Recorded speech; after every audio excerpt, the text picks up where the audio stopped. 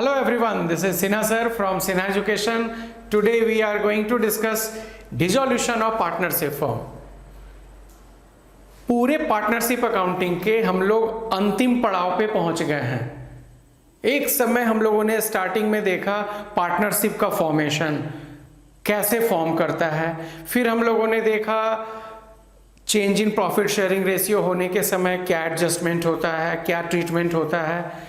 There after admission of a partner, कोई new partner आता है तो क्या अकाउंटिंग होती है, कोई एग्जिस्टिंग पार्टनर यदि रिटायर करता है, डेथ करता है तो क्या अकाउंटिंग होती है। सारा कुछ हम लोगों ने कवर कर लिया, ठीक है। ये डिसॉल्यूशन ऑफ पार्टनरशिप फॉर्म पूरे पार्टनरशिप अकाउंटिंग का ये लास्ट स्टेज है। किस मामले में वो हम लोग डिस्कस करेंगे। ओके, सो फर्स्ट टर्म समझते हैं हम लोग कि डिसॉल्यूशन का सिंपल मीनिंग क्या है। Simple meaning of dissolution is closure. Closure shut down. Closure का भी इजी मीनिंग यदि सोचा जाए, shut down, final shut down. मैंने कहा ना, पार्टनरशिप को आपने फॉर्म होते देखा, सारे चेंजेस होता देखा आपने, एडमिशन, रिटायरमेंट, डेथ के वजह से।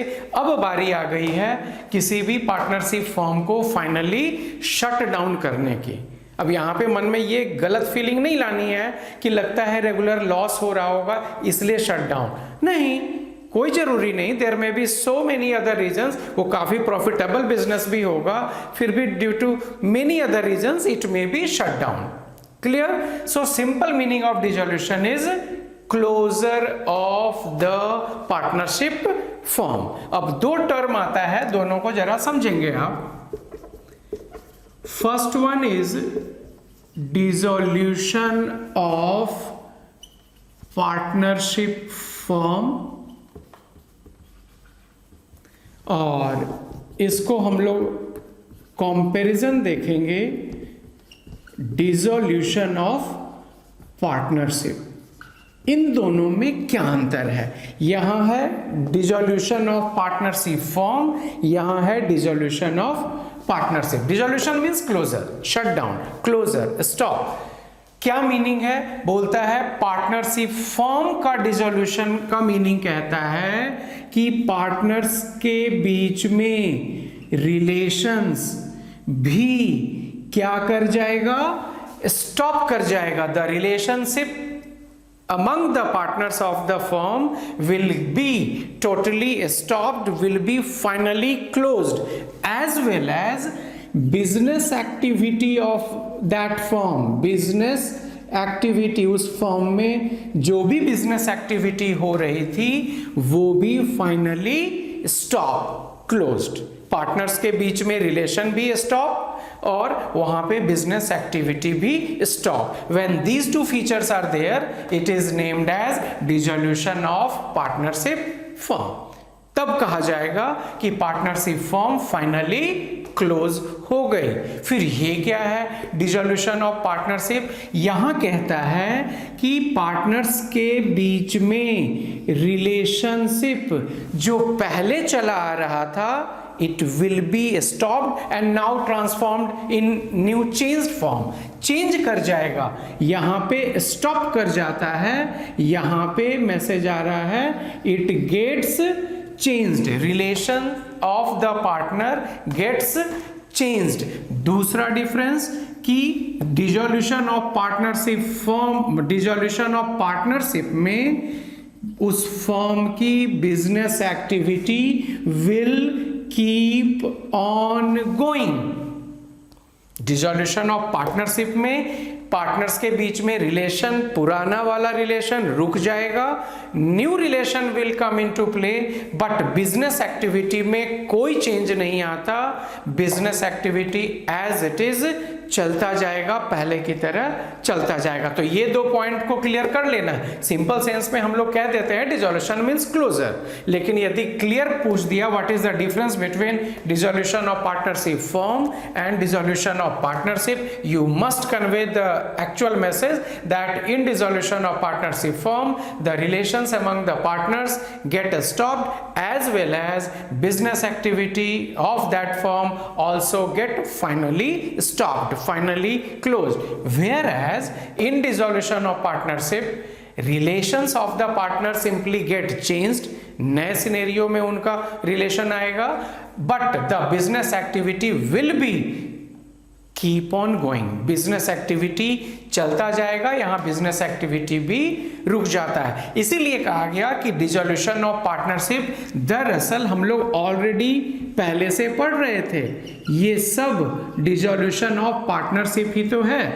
Change in profit sharing ratio, इसमें भी ये फीचर लागू है।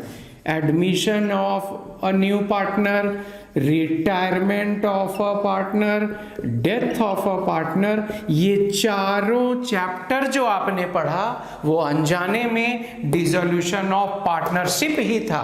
तो ये जो हम लोगों ने कहा कि एक न्यू चैप्टर स्टार्ट हो रहा है, दरअसल dissolution of partnership firm start हो रहा है। But practically in short when we will meet further we will simply say कि चलो आज डिसोल्यूशन के क्वेश्चन बनाते हैं। तो एक चीज क्लियर हो गया कि सिंपल डिसोल्यूशन बोलेंगे जरूर, but we are having our focus on dissolution of any partnership firm. Clear है यहां तक के कंसेप्ट्स? अब आगे चलते हैं।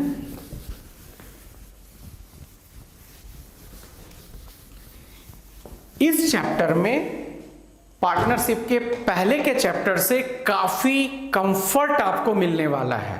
I am not going for buttering, मैं आपको दुलार नहीं रहा, पुचकार नहीं रहा कि नहीं सर आप हर चैप्टर में ऐसे ही कहते हैं। नहीं, कुछ खास बात है, यू मस्ट नोटिस दैट। क्यों मैं कह रहा हूं कि पार्टनरशिप के दूसरे चैप्टर्स एडमिशन, रिटायरमेंट, डेथ से ये आसान पड़ेगा। It is very easy chapter given to you just to secure very easy marks. थोड़ा सा यदि ट्यूनिंग हो जाए बहुत इजीली आएगा। कैसे? मैं आपको बताता हूं आपका प्रॉब्लम कहां कहां है।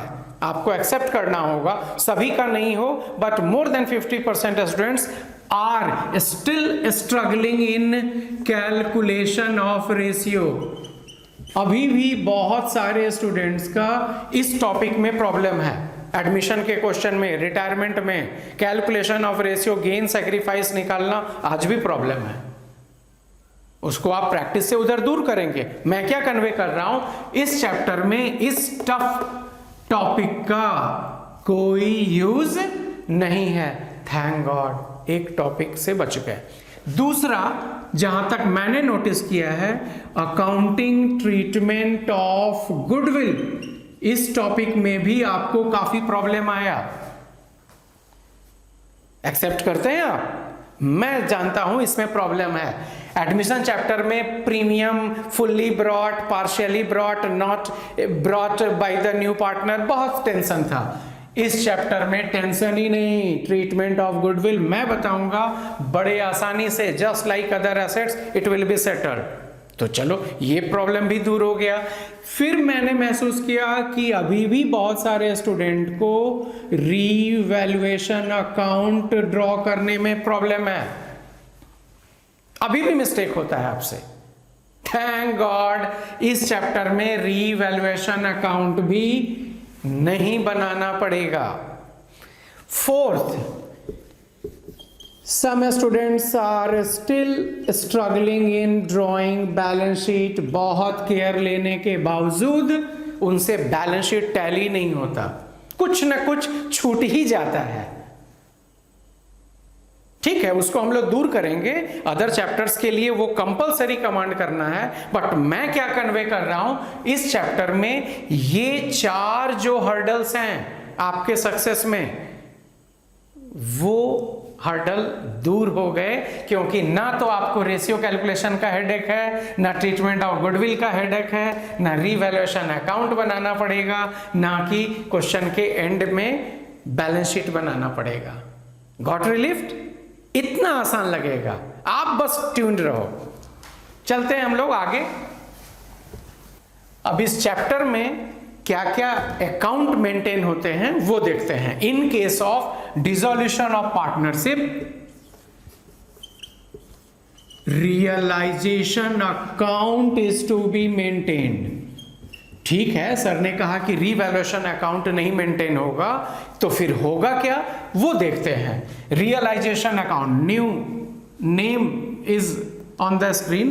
Second, if any partner has given loan, then partners loan account have to be shown. If any, यदि है तो, नहीं है तो वो भी नहीं बनेगा. Third, partners capital account have to be drawn. And at last, fourth step, we will show bank account or cash account. So whenever there will be a question of dissolution of partnership, so on the date of dissolution in partnership firm, these account are to be maintained. Realization account, partners loan account, वो भी रहेगा तो बनाएंगे, नहीं रहेगा तो केवल realization account, फिर partners capital account और बैंक अकाउंट. एकदम आसान लगेगा, रियली बहुत आसान है. अब हम लोग इसको एक एक करके देखेंगे कैसे रियलाइजेशन अकाउंट बनता है. यहां तक कोई दिक्कत किसी को?